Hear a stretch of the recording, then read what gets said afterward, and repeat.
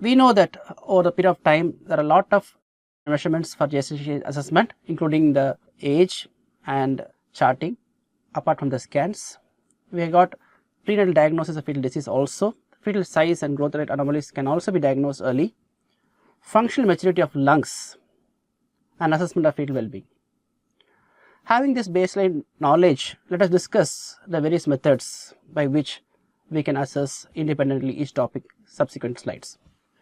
Now, gestation age assessment is important to both the obstetrician and pediatrician and must be made with a reasonable degree of precision. We cannot make mistakes in gestation age assessment because the treatment modalities completely depends upon gestation age.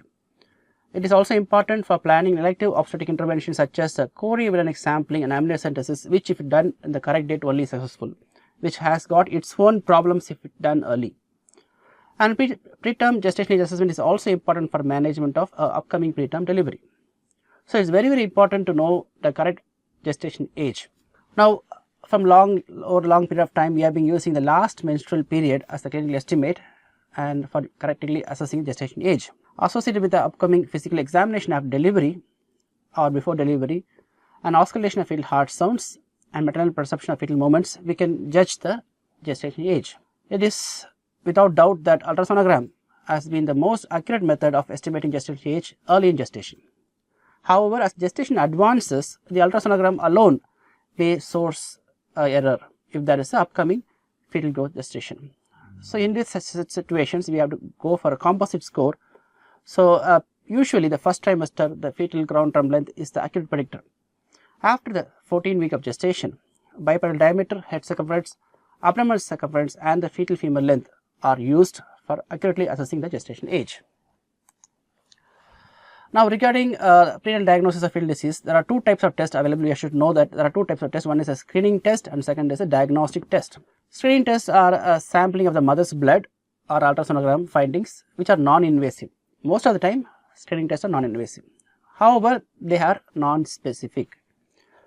Once we find defects in the screening test, we go for diagnostic procedures which need a sample of fetal or placental tissue. That means it becomes invasive. And becoming invasive, it is having a small risk for both the mother and fetus.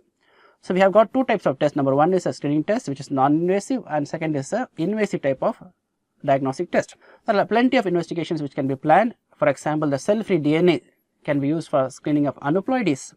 The single gene cell-free DNA screening can be used and maternal serum particularly can be used. For example, we can use a maternal serum alpha beta protein.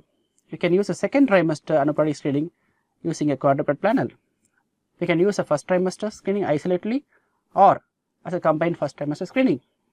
Now, combined first and second trimester screening is specifically done for trisomy 21, which can be in two ways. One is an integrated screening or a sequential screening. So, there are plenty of maternal screening cells available which are useful for diagnosis of fetal disease. The use of ultrasonogram following a serum sampling, particularly the first trimester nuchal translucency screening, is very important to diagnose aneuploidy. So, basically a screening test can be non-invasive. Following abnormal screening test, we go for a diagnostic procedure which is usually invasive. Now, in which women should I go for a diagnostic test? Somebody who is having a family history of positive genetic test, a positive screening test or at-risk scan findings. These are conditions where we go for a diagnostic test which can be a chorioembryonic sampling, amniocentesis, a percutaneous umbilical blood sampling or a pre-implantation biopsy or pre-implantation genetic testing. So, these are tests which are invasive, which is of diagnostic and beneficial for the fetus.